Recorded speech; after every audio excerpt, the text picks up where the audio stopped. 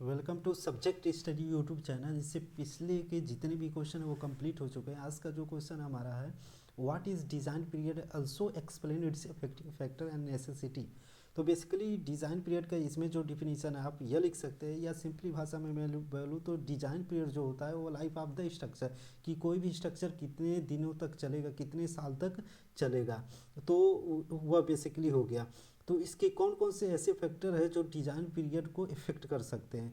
तो पहला जो है life of the structure. Life of structure मतलब आपने किसी भी स्ट्रक्चर का डिज़ाइन पीरियड आपने 30 वर्ष रखा, लेकिन वह स्ट्रक्चर आपको 10 वर्ष जाते जाते ही फेल कर गया, तो इस तरह से भी डिज़ाइन पीरियड पे इफेक्ट पड़ता है। दूसरा, ईज और डिफ़िकल्टी इन एक्सटेंशन। कुछ एरिया जो कुछ सिस्टम ऐसा रहता है, कुछ एरिया में डिज़ाइन करना फ्यूचर में पॉसिबल रहता है, तो हम शॉर्ट पीरियड तक डिज़ाइन करते हैं उस एरिया के लिए। कुछ एरिया ऐसा रहता है जहाँ पे हमारा सिस्टम डिज़ाइन करना फ्यूचर में काफ़ी डिफ़िकल्ट रहता है, तो उस जगह पे हमारा जो सिस्टम डिज़ाइन होगा वह लॉन्ग टाइम तक होगा, मतलब डिज़ाइन पीरियड हाई रहेगा। अगला जो है, यहाँ पे हम देख सकते हैं रेट ऑफ पॉपुलेशन ग्रोथ। अब जैसे जैसे रेट ऑफ पॉपुलेशन ग्रोथ बढ़ता जाएगा तो हमारा जो डिज़ाइन पीरियड जो हम सेलेक्ट करेंगे वो शॉर्टर सेलेक्ट करेंगे। लीड टाइम क्या होता है? बेसिकली लीड टाइम वो होता है किसी भी प्रोजेक्ट का स्टार्टिंग टाइम उसके कंप्लीशन टाइम तक के बीच के टाइम को लीड टाइम बोलते हैं। और ये जो लीड टाइम रहता है वह डिज़ाइन पीरियड से कम रहता है। Economic of the scale. Economic of scale का मतलब ये होता है कि बजट, अगर कम बजट है तो किसी पर्टिकुलर प्रोजेक्ट का बजट काफ़ी कम है तो वह शॉर्ट पीरियड तक ही डिज़ाइन होगा, और किसी भी पर्टिकुलर प्रोजेक्ट का बजट हाई है, लार्जर है, तो उस वह जो सिस्टम डिज़ाइन होगा वो लॉन्गर डिज़ाइन पीरियड तक डिज़ाइन होगा। अगला जो हमारा है question, what is conduit, what are the various types of conduit. Conduit basically water carrying system होता है, और ये बेसिकली एक चैनल, एक pipe in the form of channel and pipe pipe रहता है। यहाँ पे देख सकते हैं कि कैनाज, कैनाज तो आप समझ ही गए उनके कंड्यूट्स। यह बेसिकली जो मोस्ट डिजायरेबल या मोस्ट इकोनॉमिकल जो सेक्शन होता है वो ट्रापेजॉइडल सेक्शन हम सिलेक्ट करते हैं कैनाल के लिए। उसके बाद सेकेंड आता है एक्विडक्ट्स एंड टनल या हिलीज एरियाज में कंस्ट्रक्शन। हमारा जो आता है फ्री फ्लो पाइपलाइंस। कुछ पाइपलाइंस जो अंडर द ग्रेविटेशनल यूज्ड होते हैं, मतलब उसके अंदर पाइप के अंदर जो वाटर फ्लो होगा अंडर द ग्रेविटेशनल होगा। ये क्या हो गया? Free flow pipe. Pressurized pipelines. Pressurized pipeline वहाँ यूज़ करते हैं कई जगह पर जहाँ हाई ऊंचाई पे वाटर ले जाना हो, तो उस जगह की उस एरिया के लिए हम प्रेशराइज्ड पाइपलाइंस यूज्ड करते हैं। यह हो गया। वह हिलीज एरियाज में यहाँ पे आप पढ़ लेंगे तो समझ में आ जाएगा। अगला जो क्वेश्चन है, what are the advantages and disadvantages of pressure conduits pipe over gravity conduits. Pressure pipes, gravity, पहले ही नाम से पता चल जा रहा है कि जो पाइप्स वो अंडर द प्रेशर के थ्रू जो वाटर फ्लो करेगा वह प्रेशराइज्ड फॉर्म में होगा। ग्रेविटी कंड्यूट्स पाइप में जो वाटर फ्लो होगा अंडर द ग्रेविटेशनल होगा। तो यह आप पढ़ना, उसके बाद समझ जाओगे आप, इस पर कोई कुछ बड़ी चीज़ नहीं है। अगला हम देख लेते हैं। यह अब हमारा अगला है, how to determine economical diameter of pumping mains. अब economical diameter of pumping mains, अब हमें पाइप ऐसे डिज़ाइन करना होगा जो इकोनॉमिकल है। इकोनॉमिकल मतलब कम कास्ट का हो, और जो कैरिंग कैपेसिटी ऑफ वाटर हो वो हाई हो, एफिशिएंट हो। तो बेसिकली उसके लिए एग्जैक्ट कोई बताया नहीं गया है कि कितना होगा, कितने डायमीटर का हम सिलेक्ट करेंगे कि जो बहुत ही ज़्यादा एफिशिएंट होगा। तो इसके लिए कुछ एम्पिरिकल फार्मूले दिए गए हैं यहाँ पे। D equal to 0.972 under root Q. Q D क्या हो गया हमारा? Economical diameter of pipe in metre में। क्यू क्या हो गया? डिस्चार्ज, उसके जो discharge of water to be pumped in metre cube per second. यहाँ डिस्चार्ज की वैल्यू यहाँ पुट करेंगे डी, डी की वैल्यू हमें पता चल जाएगा यहाँ से, तो वह हमारा इकोनॉमिकल डायमीटर पाइप मिल जाएगा। अगला जो क्वेश्चन है, what are the various methods for determination of head loss in pipes, discuss the modified Hazen Williams formulae compute velocity of flow and head loss due to friction in a pipe। और भी ये सब है, यह most important है, यह इससे question आ सकते हैं। बेसिकली यह जितने भी फार्मूले हैं आप याद कर लेना, और मोस्टली तीन। पहला जो है Darcy Weisbach formula, HL equal to F dash L V square upon D into 2G।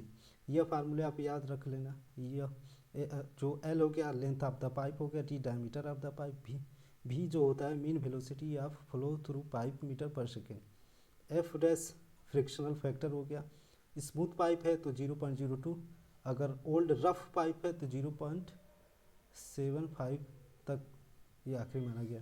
यहाँ पे देख सकते एफ डैश के यह फार्मूले हैं फाइंड करने के लिए। और यह हो गया। दूसरा जो होता है मेनिंग्स इक्वेशन होता है, मेनिंग्स इक्वेशन भी इम्पोर्टेंट है, इससे भी क्वेश्चन आ सकते हैं न्यूमेरिकल। यह हो गया दूसरा। H L equal to V equal to 1/n/r के पावर 2/3 s के पावर 1/2 या √s। यह हो गया। बेसिकली अगर सर्कुलर पाइप है तो जो हाइड्रोलिक मीन डेप्थ है आर की वैल्यू D/4 हम लेंगे। और तीसरा जो है हेजन विलियम्स फार्मूला है, आप देख सकते हैं, और 4 मॉडिफाइड हेजन विलियम्स फार्मूला है, यह भी याद कर सकते हैं, लेकिन यह याद करना इम्पॉसिबल है। तो आप सिर्फ बेसिकली तीन मोस्टली आप याद रखिएगा। चेजिस फार्मूला CR के पावर 1/2 S के पावर 1/2, यह फ्लूइड मैकेनिक्स में आप पढ़े ही होंगे, यह भी मेनिंग्स भी। और तीसरा जो है डार्सी-विस्बेच फार्मूला, यह तीन आप तैयार रखना, और यह लिख देंगे उस पर एग्ज़ाम में तो अच्छा मार्क्स मिल जाएगा। या तो आप नहीं लिख पा रहे हैं तो फिर भी वो फुल मार्क्स दे देंगे वो लोग। नेक्स्ट जो हमारा है how to determine head loss when pipes are in series are in parallel. यह ऑलरेडी फ्लूइड मैकेनिक्स के क्वेश्चन है। फ्लूइड मैकेनिक्स में आप जब पढ़े होंगे तो कुछ अगर याद होगा तो आप समझ जाएंगे। बेसिकली क्या है head loss, head loss when pipe in series. अगर पाइप सीरीज में तो बस दो चीज़ें याद रखिए आप। एक चीज़ जैसे यह हमारा हो गया,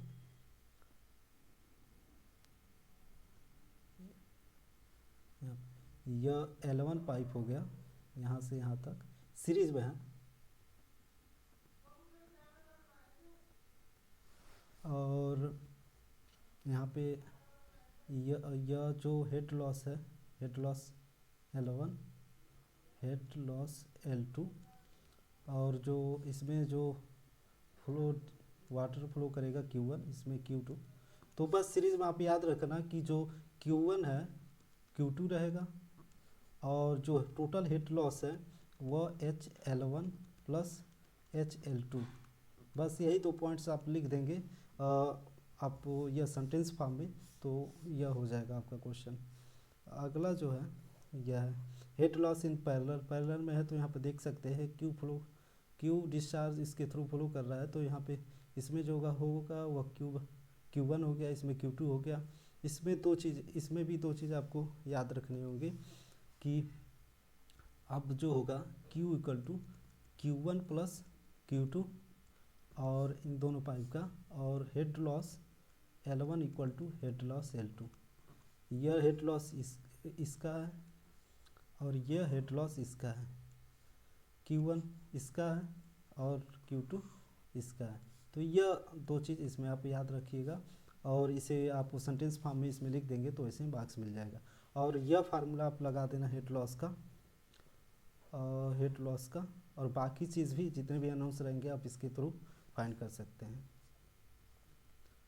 अब अगला क्वेश्चन जो हमारा है क्या है, what is to be supplied to a town of 2 lakh population from a source 1.5 kilometre away, the per capita demand of towns is 200 LPCD if town is situated at a higher level than the source and the difference in elevation between the lowest water in the source to the point of inlet at the water works is 27 meter.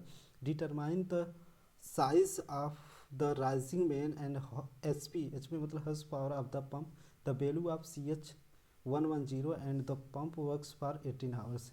C H की वैल्यू, C H की यह constant जो है हेजन्स billion constant है, तो वह उसका इक्वेशन लगेगा वेलोसिटी फाइंड करने के लिए। तो यहाँ पे हम देख सकते हैं,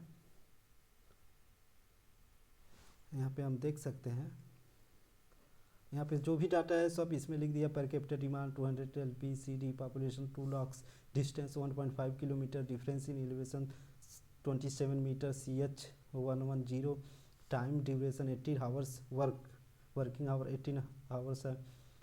अब जो फाइंड करने की बात कर रहा है size of the rising man, horse power of the man, तो इसका देख लेते हैं कैसे करते हैं। सबसे पहले हम average quantity of water find कर लेते हैं। टोटल यह LPCD मतलब लीटर पर कैपिटल डिमांड हमें पता है कि यह पर व्यक्ति के लिए है, और टोटल पॉपुलेशन उस एरिया का क्या है 2 लाख। तो हमें उस पूरे एरिया का कितना डिस्चार्ज होगा ये पता लगाना है। तो इन दोनों का मल्टीप्लाई हो गया यहाँ पे पर कैपिटल डिमांड और पॉपुलेशन में, तो हमारा यहाँ पता चल गया 40 ml million litre per day. और इसका हम जो मैक्सिमम डिमांड जो उस एरिया का क्या हो जाएगा 1 point times the average demand. तो 1 point times the average demand हमने ले लिया 72 MLPD, और यह पर डे में है तो इसे मीटर क्यूब पर सेकेंड में कन्वर्ट हो गया, यहाँ से देख सकते हैं। उसके बाद हमारा जो पंप है यह बेसिकली पर डे के हिसाब से डिस्चार्ज हो रहा है, और यहाँ पे 18 आवर्स है, तो 24 घंटे एक दिन में कितना चल रहा है 18 आवर्स, तो उसके हिसाब से यहाँ पे मल्टीप्लाई 24 या आवर्स है 18 आवर्स, इसमें मल्टीप्लाई कर दिया गया है, तो यह वैल्यू हमारा मिल गया 1.107 क्यूमेक्स। उसके बाद क्या है, हमें वेलोसिटी इसमें क्वेश्चन में दिया नहीं है तो एज्यूम कर लिए 1.5 मीटर पर सेकेंड। उसके बाद इस एज्यूम वेलोसिटी से हम एरिया फाइंड करेंगे, वह भी एक्चुअल एरिया नहीं होगा, एस्टिमेटेड एरिया माना जाएगा। A = Q/V, यहाँ से हमने एरिया पता कर लिया। अब जबकि जो पाइप हमारा है वह सर्कुलर है तो आपको एरिया पता है, A = क्या होता है पाई d²/4। यहाँ से हमें D की वैल्यू पता चल गया, यहाँ से D की वैल्यू हमें मिल गया, तो D की वैल्यू इतना है। तो लेकिन एक स्टैंडर्ड वैल्यू मान लिया गया कि यह वैल्यू जो है nearest to the standard value है, तो यह हो गया। फिर अब यह जो डायमीटर की वैल्यू आ गया, उसके बाद हम इस डायमीटर से हम एरिया फाइंड करेंगे, एक्चुअल एरिया कितना होगा, तो हमें एक्चुअल एरिया मिल गया। फिर एक वेलोसिटी मिल गया, एक्चुअल वेलोसिटी 1.41 मीटर पर सेकेंड, क्योंकि वेलोसिटी जो दिया नहीं है क्वेश्चन में, अगर दिया रहता तो फिर यह सब एज्यूम नहीं किया रहता इतना कैलकुलेशन, तो यहाँ से हमें मिल गया 1.41 मीटर पर सेकेंड। उसके बाद से यहाँ पे CH, उसके बाद से हेजन विलियम्स फार्मूला यहाँ पे लगाएंगे, V = 0.849 CHR के पावर 0.63 S के पावर 0.54। यहाँ पे CH की वैल्यू, R पाइप है तो हाइड्रोलिक मीन डेप्थ D/4 ही रहेगा, फिर इसमें पुट कर देंगे। तो यहाँ से हमें स्लोप मिल गया। अब स्लोप मिल गया तो फिर हमें क्या चाहिए, हेड लॉस हमें फाइंड करना है, तो यहाँ से स्लोप की वैल्यू हमें पता चल गया। और एल यहाँ पे जो सोर्स है और रिजर्वायर के बीच का जो डिस्टेंस है वह 1.5 किलोमीटर है, इसे मीटर में कन्वर्ट कर लिया तो 1500 मीटर हो गया। फिर इसमें मल्टीप्लाई कर दिए, यहाँ से मल्टीप्लाई हो गया तो HF हेड लॉस हमें पता चल गया। जब हेड लॉस पता चल गया तो फिर हेड लॉस पता चल गया तो उस हेड लॉस और फिर जो difference between the lowest water level in the sump and the service reservoir is given 27 में ऐड कर देंगे तो हमारा टोटल हाइट पता चल जाएगा कि उतने हाइट तक वाटर लिफ्ट हो रहा है। तो बेसिकली पावर का जो फार्मूला होता है, पावर P = ρg/QH, वह उसी पे P आपका एफिशिएंसी, और बेसिकली इस ρg को RW इसमें मान लिया गया है, सॉरी गामा डब्लू या उसके बाद से यहाँ गामा डब्ल्यू की वैल्यू 9810। उसके बाद से यहाँ क्यू की वैल्यू हमें पुट कर दिया, फिर एस की वैल्यू हमें टोटल हाइट मिल गया, और इफिशियंसी इसमें एज्यूम कर लिया गया 60% है। तो यहाँ 60% से डिवाइड कर दिया गया, तो हमारा पी पावर हमें पता चल गया कि पावर जो पंप को पावर की जो जितनी ज़रूरत होगा वह इतना होगा। यहाँ से हमने हॉर्स पावर में कन्वर्ट कर लिया, तो 732.955 हॉर्स पावर की ज़रूरत होगा 30.2 मीटर ऑफ वाटर 30.21 मीटर तक हाइट तक वाटर पहुँचाने में इतनी पावर की ज़रूरत होगा। अगला क्वेश्चन हमारा है, what is a procedure for laying water supply pipelines. Pipelines जो होता है कि पर्टिकुलर सिस्टम हम जब डिज़ाइन करने जाते हैं किसी भी एरिया का, तो जो पाइप होता है वो कैसे लिंक करेंगे। तो बेसिकली जो सोर्स से लेके और सिटी तक जो पाइप रहता है उसके वह ग्राउंड के ऊपर रहता है बेसिकली, लेकिन कुछ जगह ग्राउंड के नीचे भी रहता है। और जो डिस्ट्रीब्यूटरी होता है जो सिटी के हर प्रत्येक इस घर में जाता है, तो वह बेसिकली जो पाइप होता है अंडरग्राउंड रहता है, वह भी 1 metre from the road surface के नीचे रहता है। और बेसिकली यह जो पाइप रहता है वो ऑल टाइप के ट्रैफिक लोड्स बियर कर लेता है। यह चीज़ें हैं, प्रोसीजर आप यह पढ़ के आप लिख देना, उसमें कोई दिक्कत, या जो मैंने बताया बस उतना ही लिख देना। उसके बाद से अगला क्वेश्चन है, what are the various external internal pressure that a pipe bear during its laying and operation. कौन कौन से प्रेशर हैं। तो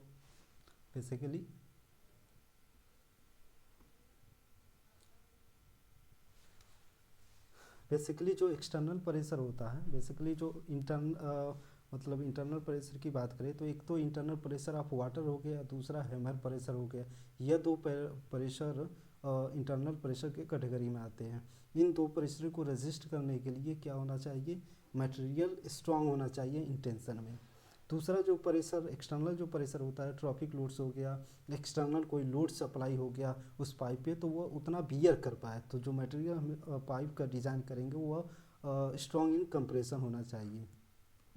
उसके बाद यह चीज़ें हैं आप पढ़ लेना, उसमें कोई दिक्कत नहीं, या बस जितना कहे पूछे क्वेश्चन बस उतना ही आप लिखना जो जितना मैं बताया। उसके बाद ये आता है, how to perform testing on pipes after laying process. अब किसी पार्टिकुलर एरिया में आपने सभी पाइप ने आपने लेइंग कर दिया, रख दिया, तो आप कैसे पता करेंगे कि कौन से पाइप में कहीं लीकेज तो नहीं है। तो उसके लिए यह मेथड है, बताया गया है कि सबसे पहले क्या होता है कि जो पाइप का दो जगह पे हम सिलेक्ट करते हैं, स्लूइस वाल्व के बीच की दो चीज़ें हम सिलेक्ट करते हैं। और फिर इसके बाद क्या होता है कि यह अगर डाउन स्ट्रीम है या अप स्ट्रीम है तो इसके अंदर हम पानी फिल करेंगे, इसे क्लोज कर लेंगे, और जब पानी फिल हो जाएगा फिर इसे हम बंद कर देंगे। फिर उसके बाद क्या होगा कि हम किसी एक पार्टिकुलर जगह से होल करके हम एक पाइप लगाएंगे, जो ये प्रेशर पंप लगाएंगे जो इसके अंदर प्रेशर भरेगा। तो बेसिकली हमें पता होना चाहिए ना कितना प्रेशर भरे इसमें। तो इसके लिए हम यहाँ पे क्या लगाते हैं, एक मीटर गेज यहाँ पे हम प्रेशर गेज लगाते हैं कि हम मेज़र कर लेंगे कि इतना प्रेशर हो रहा, इतने प्रेशर तक चाहिए, और फिर हम उसमें प्रेशर सप्लाई बंद कर देंगे। तो इसके थ्रू प्रेशर इसमें जाता है जितना डिजायर्ड चाहिए, इसके थ्रू हमें पता चल जाता है। और जब एक बार इसमें प्रेशर फिल हो गया तो उसके बाद फिर यहाँ से हम क्या करते हैं, वाल्व रखते हैं, यहाँ से क्लोज़ कर देते हैं। फिर उसके विथिन 24 आवर्स के अंदर फिर हम चेक करते हैं कहीं तो लीकेज तो नहीं है। अगर लीकेज है तो फिर हम रिपेयर कर लेते हैं। बेसिकली यह चीज़ इसमें है, तो इसमें आपको कोई दिक्कत नहीं होगा। और अब नेक्स्ट वीडियो लेक्चर में मैं टाइप्स ऑफ पाइप्स के बारे में बात करूंगा, जॉइंट्स के बारे में बात करूंगा, फिर यह यूनिट हमारा समाप्त हो जाएगा। Thank you so much.